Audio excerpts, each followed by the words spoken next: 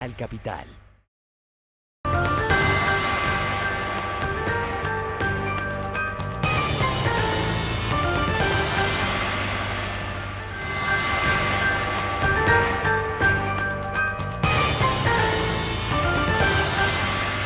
Hola, bienvenidos. Les saluda Claudia Palacios. Hoy tenemos como invitado en el programa al fiscal general de la Nación saliente, Jorge Fernando Perdomo, para hablar de la gran cantidad de temas y del balance con el que le entrega la Fiscalía a Néstor Humberto Martínez. Fiscal Perdomo, bienvenido.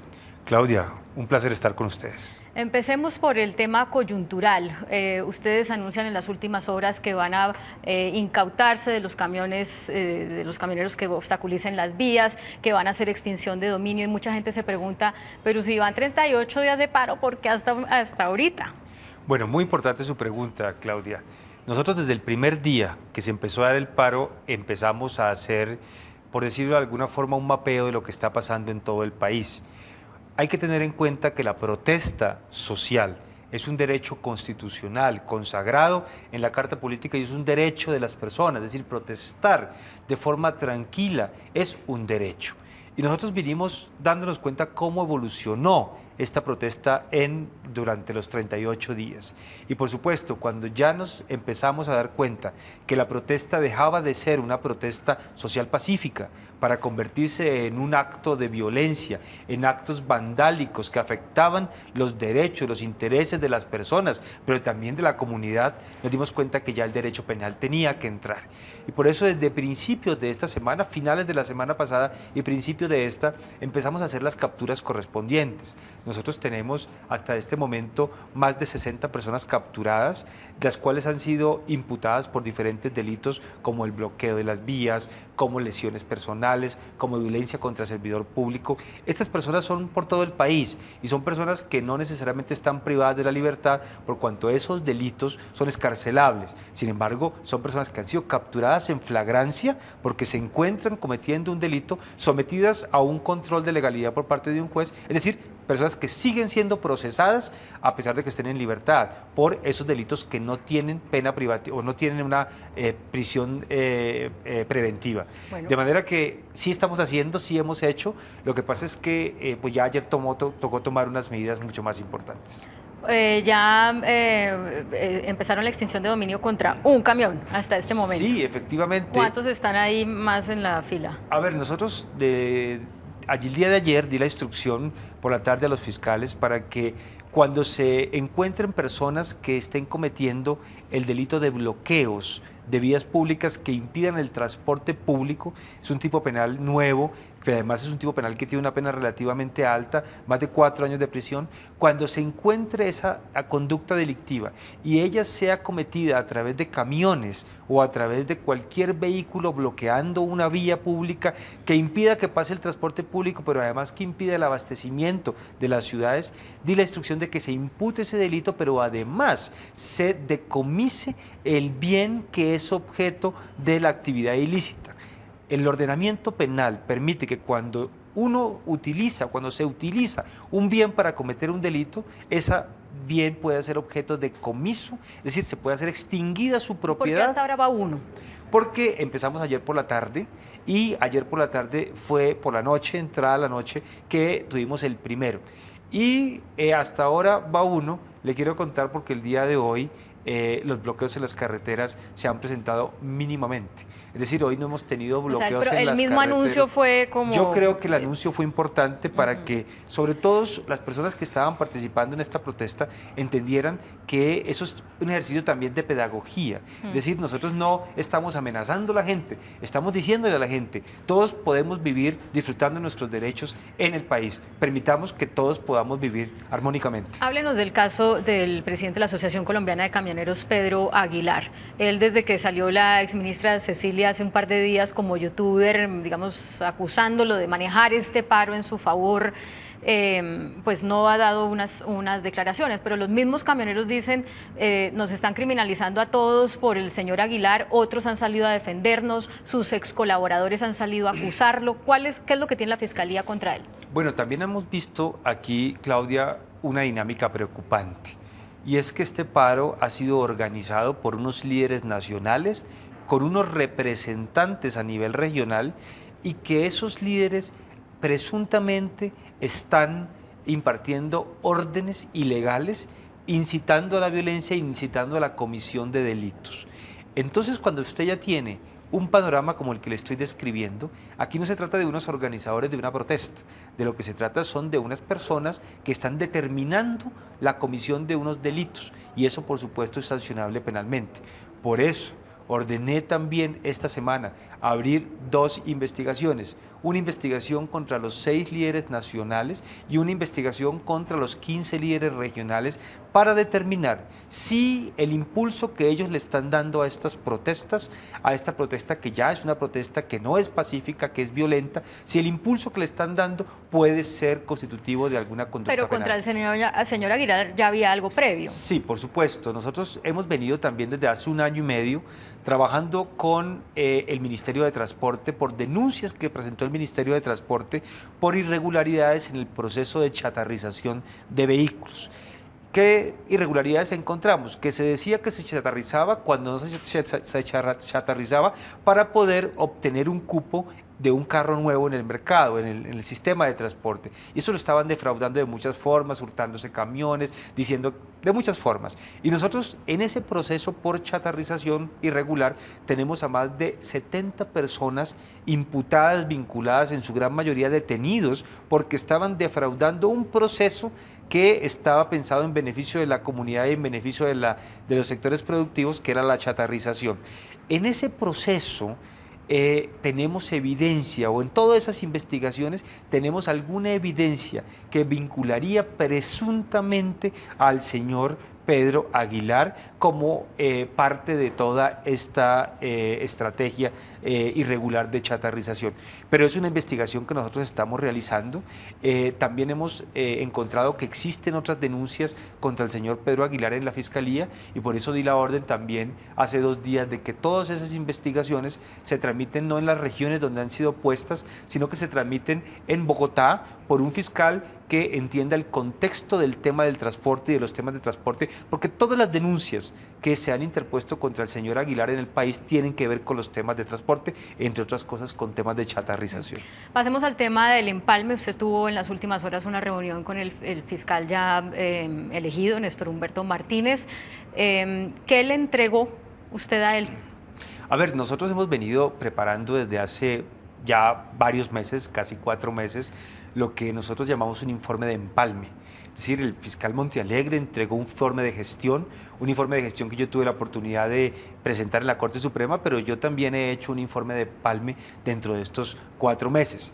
Estuvimos hablando con el doctor Néstor Humberto Martínez sobre muchas cosas, sobre la estructura, sobre los problemas, sobre los desafíos de la Fiscalía, por supuesto compartiendo toda la información con que nosotros contamos, y le transmití que yo iba a hacer entrega oficial de un informe de empalme donde ya no resumo los resultados, sino que más bien establezco cuáles son las necesidades de la Fiscalía hoy en día, cuáles las proyecciones, cuáles los programas, los planes. De eso, lo que usted mismo le dijo los a él, mire, lo que yo le recomendaría priorizar es ¿qué? Bueno, no, creo que en la conversación fue muy claro que teníamos que, o que la Fiscalía debe seguir enfocada en el tema de la paz, es decir, desarrollando toda esa estrategia de paz que es muy importante desarrollar en este momento, las estrategias contra el crimen organizado, de lucha contra el crimen organizado, las estrategias de corrupción. Es decir, sobre todo esto estuvimos hablando, pero fue una primera conversación. Yo creo que son tantos los temas que tenemos que tratar de la Fiscalía que vamos a necesitar seguramente muchas más sesiones para poder hacer lo que se denomina un verdadero empalme. Yo ayer precisamente, cuando estaba reunido con él, hablando de todas estas cosas, le decía cómo extrañamos nosotros cuando llegamos hace 4 años a la Fiscalía, que alguien nos pudiera entregar la Fiscalía, que nos pudiera contar en dónde va, para dónde va la Fiscalía, en qué está, porque usted recordará que la elección del fiscal Montealegre se dio frente a la anulación de la elección abruptamente por parte del Consejo de Estado. Entonces, no tuvimos esa posibilidad nosotros, sí quisimos que el próximo fiscal la tenga. A ver, usted aspiraba a que lo ternaran, eso es sabido, y le entrega a la fiscalía pues a uno de quienes fue, de las personas que eran sus competidores o su competidor en el momento en que el presidente estaba haciendo una terna. Y esta persona tiene, bueno, todas las críticas porque es amigo de todo el mundo, porque ha manejado como los casos de grandes empresarios de este país. ¿Usted personalmente cómo ve la fiscalía en manos de una persona con este perfil? Bueno, primero que todo tengo que decirle que el proceso de postulación que se hizo o que hizo el presidente para la candidatura o para la terna fiscal fue un proceso que yo aproveché para mostrar mi hoja de vida, y por eso de todo este proceso yo solo tengo de verdad satisfacción, porque pude mostrar mi hoja de vida, mostrar cuál había sido mi trabajo, y pues el hecho de que no haya sido escogido pues solo fue parte de un ejercicio legítimo que yo tuve y una posibilidad legítima del señor presidente. Ahora, frente a las personas ternadas, desde el principio yo lo dije, fueron 3 personas ternadas, que las 3 personas cumplen con todas las condiciones necesarias para ser fiscal general de la Nación. Sí, pero bueno, puntualmente sobre el caso de Néstor Humberto Martínez. Las 3 desde diferentes perfiles, y yo creo que el doctor Néstor Humberto Martínez tiene condiciones excelsas, tiene una gran experiencia en el sector público, que es muy importante para manejar entidades como la Fiscalía, entidades con todas esas complejidades administrativas, pero además su experiencia, ayer lo hablábamos precisamente, en el sector público, pues hace que el doctor Néstor Humberto también haya participado en muchas reformas del sistema penal, haya participado en muchas de las discusiones penales. Entonces yo creo que la elección ha sido una ganancia para la Fiscalía General de la Nación. Lo que él planteó puntualmente sobre un nuevo esquema para, en el caso de cuando él se declare inhabilitado, la elección de quien se encargue de esos casos, ¿usted la comparte? ¿Le parece Mire, adecuada? son diferentes modelos. Hay modelos como el que está diseñado en la Constitución, que es el que nosotros tuvimos la oportunidad de vivir, por decirlo de alguna forma, y hay muchos otros modelos. Yo creo que los 2 modelos son importantes, y yo le digo, aquí no se trata tanto de modelos, si un modelo es mejor que otro o el otro es peor. Aquí lo que se trata es que en cualquiera que estemos sea bien llevado, sea bien utilizado, sea bien desarrollado. Creo que eso es lo más importante. Bueno, pero para ir muy puntualmente en los temas, ¿usted no ve inconveniente en que una persona que va a manejar lo que usted está entregando, pues tenga esta gran cantidad de escenarios en donde tendría que declararse inhabilitado por su relación con grandes empresarios o grandes negocios? Es que yo no creo que se pueda pedir en Colombia que un fiscal general de la Nación, cargo al que deben llegar personas que tienen dignidad, cargos a los que deben llegar personas que tengan experiencia, pues va a resultar siempre imposible que haya personas que no hayan participado en las discusiones del país. Mire usted, Claudia, que una de las experiencias bonitas que yo me llevo de la Fiscalía es que por la Fiscalía todos los días pasa el país. Yo siempre digo, la Fiscalía es como un espejo en el cual uno todos los días está mirando el país correr, y entonces es imposible que un fiscal general, cuando llega a fiscal general, no tenga o no haya tenido que ver con cosas que pasan por la Fiscalía. De modo que el decir es que se tiene que declarar impedido, eso tampoco es un impedimento. Es decir, hay muchos casos seguramente, o algunos casos donde el fiscal Montealegre también se declaró impedido. ¿Cuántos sabe más o menos? 2, 3 casos tal vez en los cuales se declaró. Yo en ningún caso me declaré impedido, y en esos casos que se declaró impedido yo asumí la responsabilidad que correspondía, y ese es el modelo que está establecido, y es un modelo que en mi opinión funciona bien, pero si es necesario otro modelo, y si se plantean otros modelos, también me parece magnífico que podamos avanzar. Una última cosa respecto al nuevo fiscal, Néstor Humberto Martínez. Las declaraciones que él dio sobre la violencia intrafamiliar que molestaron tanto, sobre todo a las mujeres que han dado la pelea, ¿no? para que los agresores de mujeres pues vayan a la cárcel y sean procesados. ¿Cómo encuentra usted esas declaraciones? Mire, una de las tareas que tiene un fiscal general es precisamente dar lineamientos de política criminal. Y yo creo que en política criminal no hay ningún tema vedado, no hay ningún tema que sea tabú, no hay ningún tema que no deba ser debatido. Y si el doctor Néstor Humberto, y yo la verdad en sus declaraciones no capté lo que tal vez se discutió a nivel nacional. Sin embargo, si él quiso plantear esa discusión, yo no lo tengo muy claro por sus declaraciones, si él quiso plantear esa discusión, es como cualquier discusión en temas de política criminal, bienvenida, porque hay que debatir. Yo creo que aquí tuvimos un debate hace algunos meses, ya incluso creo que 2 años, sobre, por ejemplo, el delito de inasistencia alimentaria. Si ese delito debía salir de la órbita privada a volverse un delito de conciencia pública. Fue un debate liderado, recuerdo, por Cristina Plazas cuando estaba trabajando en la presidencia. Y muchas personas estuvimos en desacuerdo. Muchos dijimos, no, la inasistencia alimentaria debe ser un delito querellable, es un delito que pertenece a la órbita privada, se volvió un delito investigable de oficio a través de esa discusión que se dio en ese momento, y hoy en día yo sigo convencido, después de mi experiencia en la Fiscalía, que ese delito debe seguir siendo querellable, porque terminamos ante situaciones absurdas donde una familia se reconcilia, el papá quiere pagar lo que le debe a su hijo o a su mujer y resulta que no puede hacerlo porque a pesar de que lo haga siempre va a terminar preso. El sistema penal colombiano no está para eso. Colombia ha tenido muchos problemas de criminalidad, hay una sobrecarga laboral enorme, hay muchos problemas para solucionar como para nosotros estar criminalizando y criminalizando más conductas. Entonces, con ese ejemplo, ¿qué le quiero decir? Que todos esos debates son bienvenidos al margen de la posición que uno tenga sobre ellos. La Corte tumbó hace algunas horas el Tribunal de Aforados, que era lo que estaba pendiente sobre la ley de equilibrio de poderes, la reforma a la ley de equilibrio de poderes. Y esto por la demanda que puso su ex jefe, el entonces fiscal Montealegre. ¿Qué comentario le merece esa decisión de la Corte? Bueno, yo creo que como toda decisión judicial y más de una Corte como la Constitucional, pues es de respeto, pero además yo la comparto, esa decisión. Es decir, nosotros vimos cómo en la tramitación de la reforma al equilibrio de poderes hubo una mezcla de muchos temas. Allí se mezclaron muchos temas. Hubo temas que aparecieron en un momento posterior a los debates iniciales. Y esto está prohibido por las normas legislativas, las normas que dicen cómo hacer las leyes. Es decir, allá hay unos principios como por ejemplo la consecutividad, es decir, que lo que yo al final apruebo termine siendo desde el principio debatido.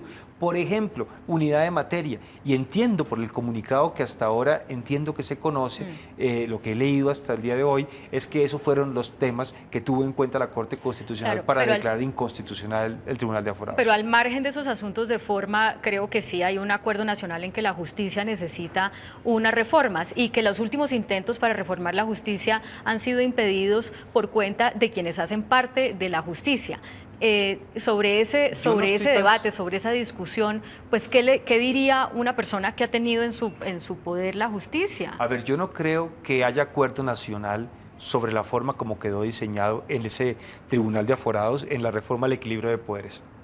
No, sobre la necesidad de reformar la justicia. Sobre la necesidad de reformarla, por supuesto que en eso yo creo que todos los que hemos estado en el sector justicia sabemos que los problemas son enormes, pero aquí hubo algo que llevó a engaños desde el principio de la ciudadanía.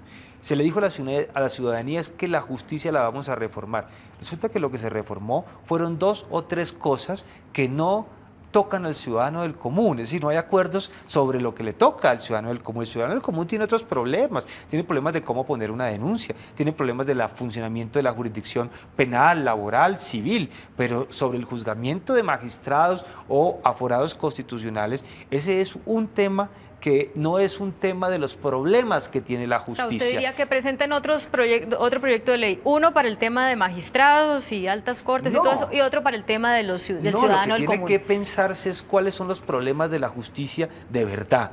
Y esto que se quijo, que se iba a solucionar como problemas de justicia, en mi opinión fue un engaño. Es decir, aquí no había problemas de justicia del ciudadano que se estaban resolviendo, sino unas problemas puntuales de nombramientos, de posibilidad de elección, de juzgamientos de altos dignatarios, y creo que allí faltó, para llegar a buen término, un consenso, no un consenso con todas las personas interesadas y que participan en estos temas. Es decir, yo, por ejemplo, extrañé mucho que a la justicia misma se le preguntara sobre cómo se hacía esa reforma. Entonces, algunos dicen, es que si no lo hacemos en contra de la justicia, ellos no se van a dejar reformar. No, yo creo que la justicia colombiana, los jueces, los magistrados, los fiscales de Colombia han dado muestra de la grandeza suficiente en Colombia como para poder abordar esos temas con responsabilidad. Fiscal, vamos al tema de la riqueza de las FARC, del dinero de las FARC. Hace unos días ustedes dijeron, listo, logramos con Costa Rica que encontrar $480.000 y bueno, pues interesante porque el presidente había dicho, he estado buscando la plata de las FARC por todos lados y no sé dónde la tienen, al menos ya hay un primer indicio, pero pues es poco para lo que uno pensaría que esta guerrilla ha podido recolectar. Bueno, ¿dónde está el resto de la plata según lo que ustedes han investigado? Nosotros hemos venido desde hace 1 año y medio trabajando con la policía, con el ejército, con la UIAF, con todas las entidades del Estado, pero además con cooperación internacional para intentar ubicar fortunas o bienes de las FARC. Y en eso pues hemos dado resultados ya en la Fiscalía muy importantes desde diferentes perspectivas. Entonces, por ejemplo, nosotros ya hemos incautado bienes en Colombia, más de 60 bienes hemos incautado, que son bienes que estaban aquí en cabezas de testaferros.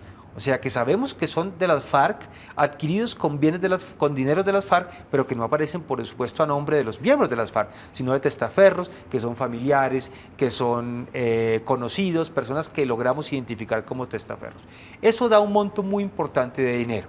Segundo, había tierra, había más o menos 400.000 hectáreas de bienes baldíos, de tierras baldías, de las cuales la FARC se había apoderado. Es decir, eran bienes del Estado apoderados por las FARC, sobre todo en la zona de los llanos, sobre todo en la zona cercana a la zona de distensión. Esos bienes, esos baldíos también fueron recuperados para el Estado. Es decir, un operativo enorme, gigante, durante varias semanas hicimos con el ejército, logramos que esos bienes que estaban en cabeza o administrados por testaferros, pero que estaban siendo ocupados por la guerrilla, pudieran ser también recuperados para el Estado. Lo mismo logramos con semoviente, con cabezas de ganado. Logramos que una gran cantidad de reses fueran también como propiedad del Estado, pasaran a propiedad de las FARC, perdón, pasaran a propiedad del Estado. Pero nos hemos puesto la tarea de buscar los bienes no solo aquí, sino en el exterior. Y entonces encontramos, por ejemplo, que en Centroamérica hay unas serias evidencias sobre la existencia también de inversiones de las FARC en Centroamérica. Usted mencionó Costa Rica, es un país con el que hemos venido nosotros trabajando, por cuanto en la operación Fénix, en el caso de Raúl Reyes, en uno de esos computadores encontramos que podrían existir una caleta en Costa Rica con $480.000. Efectivamente, le dijimos eso a las autoridades de Costa Rica, la caleta fue encontrada y el dinero hasta la semana pasada nos fue autorizado para devolverlo hacia la Fiscalía. Sabemos, por ejemplo, que también la FARC tuvo o tiene un frente internacional, que también no solo operaba en Centroamérica, sino en Europa. Entonces estamos trabajando sobre la base de que debemos hacer una investigación, un rastreo de bienes en el exterior de forma mucho más exhaustiva. ¿Pero qué viene? Digamos. Pero eso me lleva a mí a otra reflexión, y es que se ha especulado mucho sobre los bienes de las FARC y el monto de la fortuna de las FARC. Y esa especulación se ha venido haciendo con base en unos informes periodísticos que han hecho en el exterior, donde se cuantifica una fortuna a partir de la cantidad de droga que habría producido las FARC y que se habría vendido en el precio que tiene esa droga en el mercado. Es decir, nosotros ya comprobamos que las FARC son narcotraficantes, que narcotraficaron, que participaron en diferentes, y eso les produjo dinero. Entonces, algunos cálculos sobre la fortuna de las FARC los hacen sobre la base de que tantas hectáreas de coca producen tanto, la venta del exterior vale tanto, deben tener tanto. Y pues eso es un cálculo especulativo. Y pues en la justicia o en el trabajo de la Fiscalía nosotros no podemos caer en especulaciones. Claro, lo entiendo, pero ¿ustedes creen que las FARC tienen la plata en bienes o enterrada en caletas para reparar a las víctimas o no? No sé, y esa será la respuesta a su pregunta. Yo sé que las FARC tienen bienes, yo sé que tienen bienes encaletados, la acabamos de encontrar, una caleta en Costa Rica. Sé que tienen bienes inmuebles en Colombia, en Centroamérica, que tienen en Europa. Encontrarlos, extinguirlos, va a ser el gran desafío de la justicia, no solo colombiana, sino de la justicia internacional.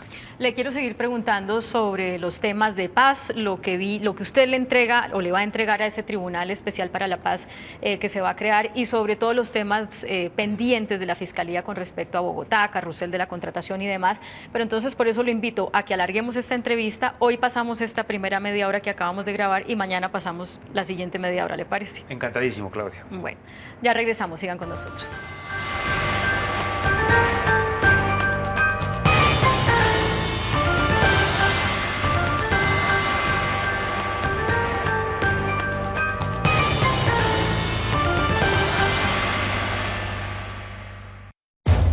Desde otros ángulos, observamos lo